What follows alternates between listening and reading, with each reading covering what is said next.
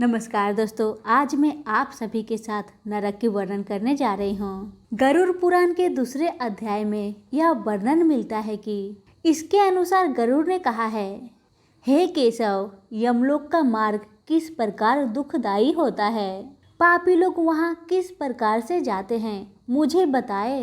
तब भगवान बोले, हे गरुड़, महान दुख प्रदान करने वाला यम मार्ग के विषय में मैं तुमसे कहता हूँ। मेरा भक्त होने पर भी तुम उसे सुनकर कांप उठोगे। यम मार्ग में वृक्ष की छाया नहीं है, अन्न आदि भी नहीं है, वहाँ कहीं जल भी नहीं है।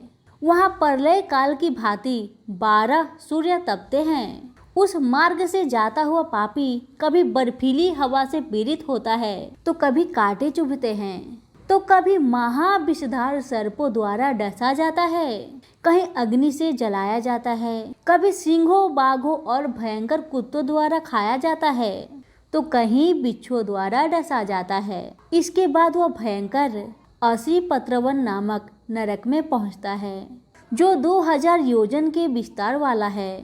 यह वन कौआ, उल्लुओं, गीधों, सरघों तथा डासों से व्याप्त है। उसमें चारों ओर दवाग्नि है। वह जीव कहीं अंधे कुएं में गिरता है, कहीं पर्वत से गिरता है, तो कहीं छुरे की धार चलता है, तो कहीं कीलों के ऊपर चलता है, कहीं घने अंधकार में गिरता है, कहीं उग्र जल में गिरता है, कहीं जोकों से भरे हुए कीचड़ में गिरता है, कहीं तपती हुई बगुला से व्याप्त और धधकते ताम्रमय मार्ग, कहीं अंगार राशि,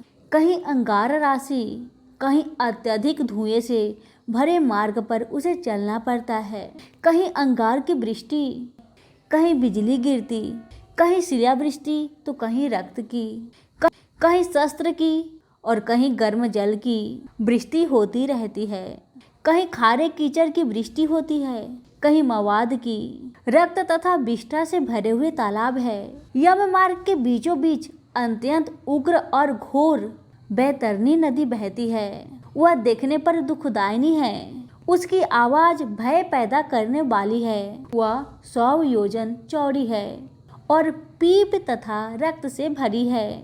हड्डियों के समूह से उसके तट बने हैं। यह विशाल घड़ियालों से भरी है। हे गरुड़, आए पापी को देखकर वह नदी ज्वाला और धूम से भरकर कराह में खौलते घी की तरह हो जाता है। यह नदी सुई के समान मुख वाले भयानक कीड़ों से भरी है।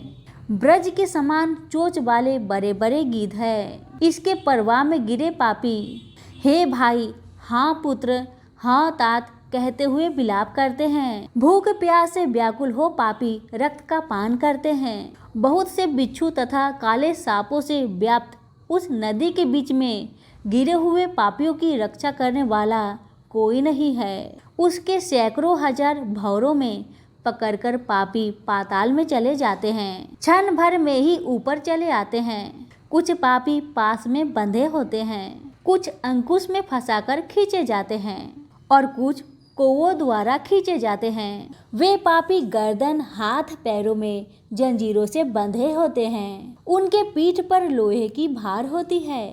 अत्यंत घोर यमदूतों द्वारा मुग्धरों से पीटे जाते हुए रक्त बमन करते हैं तथा बमन किए हुए रक्त को पीते हैं। इस प्रकार 17 दिन तक वायु वेग से चलते हुए 18वें दिन वह प्रेत सौम्यपुर में जाते हैं।